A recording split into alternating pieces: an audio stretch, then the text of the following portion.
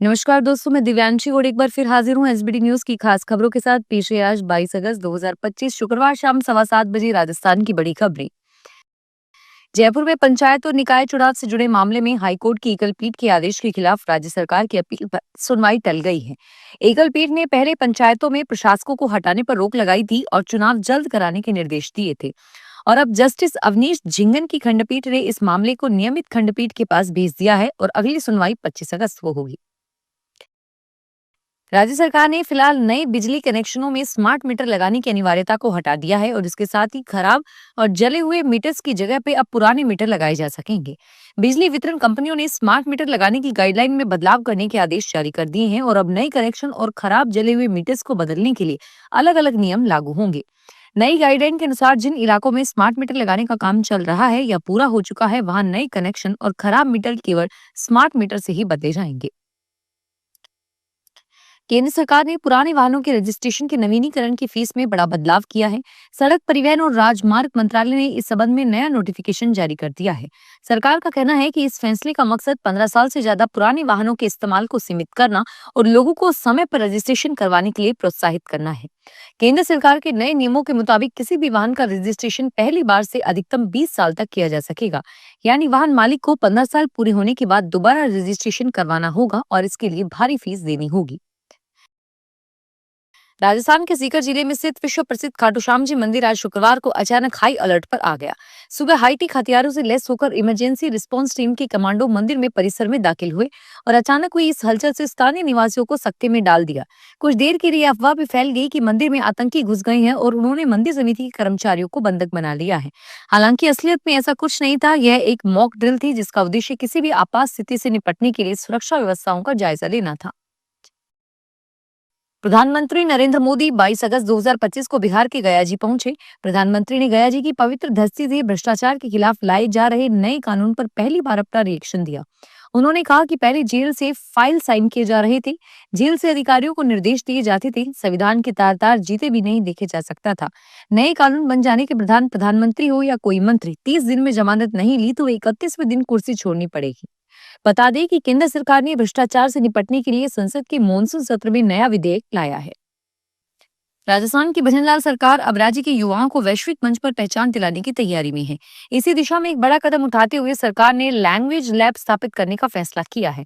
इस लैब में छात्रों को न सिर्फ अंग्रेजी बल्कि फ्रेंच, स्पेनिश और जापानीज जैसी विदेशी भाषाओं का प्रशिक्षण दिया जाएगा।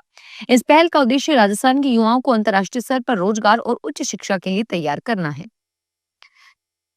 राजस्थान सरकार स्वास्थ्य योजनाओं में धोखाधड़ी का एक बड़ा मामला सामने आया है।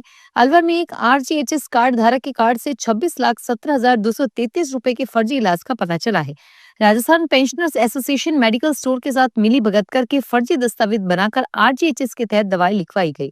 इसके बाद मेडिकल स्टोर से दवा के बदले नगद राशि व अन्य उपयोग की सामग्री प्राप्त करके आरजीएचएस का अनुभूत लाभ उठाकर राजकोष को जानबूझकर हानि पहुंचाने का कार्य किया गया है। आयकर विभाग ने गोवा के प्रमुख कसिनो संचालक समिंदर सिंह के जोधपुर स्थित आवास पर सर्वे की कार्यवाही की। यह कार्रवाई समिंदर सिंह के भगत की कोठी थाना क्षेत्र में स्थित घर में की गई है। बता दें कि मूल रूप से बाड़मेर के रहने वाले समिंदर सिंह गोवा में अपने कसिनो व्यवसाय के लिए जाने जाते हैं। आयकर विभाग की इस कार्रवाई के दौरान महत्वपूर्ण दस्तावेजों और संदिग्ध लेन देन से जुड़े कागज मिलने की जानकारी सामने आ रही है। राष्ट्रीय स्वयंसेवक संघ इस साल 2025 पे अपना जन्म शताब्दी वर्ष मना रहा है।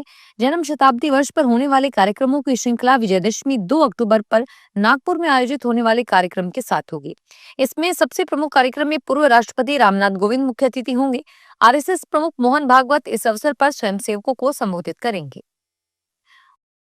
उदयपुर जिले में मतदाता सूचियों में फर्जी नाम जुड़ने का बड़ा मामला सामने आया है। कलेक्ट्रेट मिनी सभागार में कलेक्टर नमिता मेहता की अध्यक्षता में हुई जनसुनवाई में यह शिकायत बड़गांव पंचायत के प्रशासक संजय शर्मा और पंचायत समिति सदस्य भुवनेश व्यास ने दर्ज करवाई है। शिकायत में बताया गया कि गोगुंदा विधानसभा क्षेत्र 139 की मतदाता सूची में भारी गड़बड़ी है, जबकि वास्तविकता में यहाँ इतने लोग निवास ही नहीं करते। इस तरह मकान नंबर 82 में भी लगभग 300 नाम जोड़े गए हैं। राजस्थान गवर्नमेंट हेल्थ स्कीम में अनियमितता सामने आने के बाद प्रदेश में 9 कार्मिकों को निलंबित किया गया है। इसमें 5 चिकित्सक शामिल हैं। खैरथल तिजारा जिले के बीबी रानी सीएचसी के चिकित्सक डॉक्टर मनीषा, जिला चिकित्सालय अलवर के चिकित्सा अधिकारी डॉक्टर नरसीलाल पोदरी, डॉक्टर कपिल भारद्वाज और आयुर्वेद औषधालय बालेटा अलवर के कंपाउंडर चंद्रशेखर जाटव को भी निलंबित किया गया है। राजसमंद के चारभुजा में आगामी 3 सितंबर से 3 दिवसीय जल जूझनी एकादशी मेला आयोजित होगा। मेले की तैयारियों को लेकर मेला मजिस्ट्रेट व कुंभलगढ़ एसडीएम साक्षीपुरी की अध्यक्षता में संबंधित विभागों के अधिकारियों की बैठक हुई। बैठक में चारभुजा में जल जूझनी के दिन बड़ी मात्रा में गुलाब और अबीर गुलाब की शोभा यात्रा के दौरान उड़ाया जाएगा। इस दौरान गुलाब की क्वालिटी घटिया न आए, इस तरह पे प्रशासन पर पूरी नजर रखी जाएगी। उत्तर प्रदेश में सहारनपुर जिले के सरसावा इलाके में एक मामला बिल्कुल चौंकाने वाला सामने आया है, जहां 4 नेता मीडिया मैप के भरोसे एक ऐसे रास्ते पर निकल पड़े जो अंततः जीते जागते बरसाती नदी में जा पहुंचा। गनीमत रही कि छात्रों ने चुस्ती दिखाई और नदी से सुरक्षित बाहर निकलने में कामयाब रहे। छात्र नेता सूर्य अपने 3 दोस्तों के साथ अंबाला के शाहबाद स्थित महर्षि मार्कंडेश्वर मंदिर दर्शन करने जा रहा था। जब वह सहारनपुर के पास पहुंचे तो उन्होंने गूगल मैप के माध्यम से मंदिर का रास्ता देखा और उसे फॉलो करना शुरू कर दिया। भीलवाड़ा में पूर्व राजस्व मंत्री रामलाल जाट के रिश्तेदार रत्नाकर ग्रुप के मालिक शंकरलाल जाट पर डायरेक्टोरेट जनरल जीएसटी इंटेलिजेंस ने रेड मारी है। यहां डीजीआई की जयपुर जोनल यूनिट की आज दूसरे दिन शुक्रवार को कार्रवाई जारी है। अब तक की जांच में रत्नाकर ग्रुप की ओर से 30 करोड़ रुपए की टैक्स चोरी का खुलासा सामने आया है। इसमें अब तक 18 करोड़ तुरंत जमा कराने होंगे और ऐसा नहीं करने पर आरोपी की गिरफ्तारी होगी। धौलपुर में आज डिस्कॉम ने बिजली बकायेदारों और चोरी करने वालों के खिलाफ कार्रवाई की। एक्सिन विवेक शर्मा के नेतृत्व में राजाखेड़ा और धौलपुर ग्रामीण उपखंड में 200 अवैध जंपर काटे गए। 40 लाख रुपए बकाया होने पर 10 ट्रांसफार्मर हटाए गए। कार्रवाई के दौरान मौके पर ही 2 लाख रुपए वसूल किए गए। फिलहाल इस बुलेटिन में इतना ही और फिर हाजिर होंगे तमाम बड़ी खबरों के साथ। धन्यवाद।